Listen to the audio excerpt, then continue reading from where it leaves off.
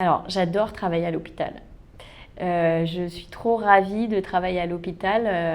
On a énormément de chance au LABA parce que ça n'est pas très courant et surtout parce qu'il y a un immense besoin d'une approche de design à l'hôpital.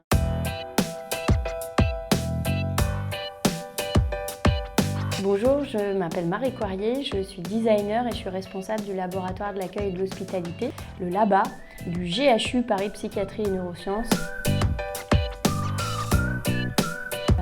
Le groupement hospitalo universitaire de Paris Psy et Neurosciences, c'est les hôpitaux psychiatriques de Paris.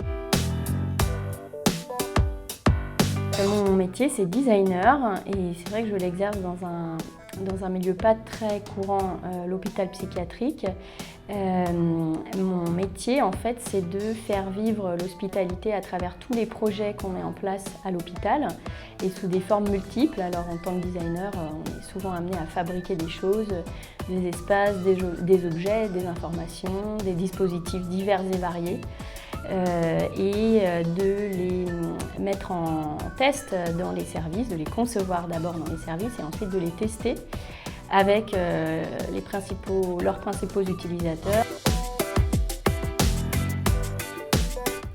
Alors, j'adore travailler à l'hôpital. Je suis trop ravie de travailler à l'hôpital. On a énormément de chance au LABA parce que ça n'est pas très courant et surtout parce qu'il y a un immense besoin d'une approche de design à l'hôpital. On trouve bien souvent les designers nichés dans les mêmes endroits alors qu'à l'hôpital on a expressément besoin de repenser l'expérience des personnes en les intégrant dans l'ingénierie des projets et de faire vivre l'hospitalité dans les moments où on est les plus fragiles dans sa vie.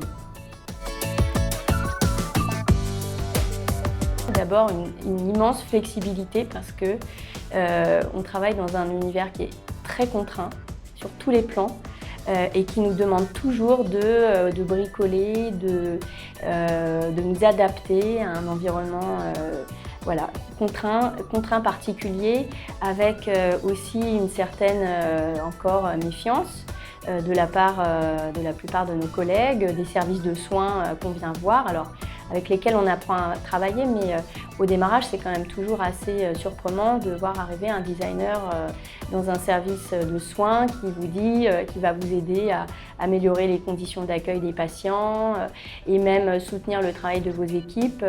Donc très concrètement, il faut aussi pouvoir défendre son métier sans jargon parce qu'on n'est pas dans un milieu ici où on croise des designers.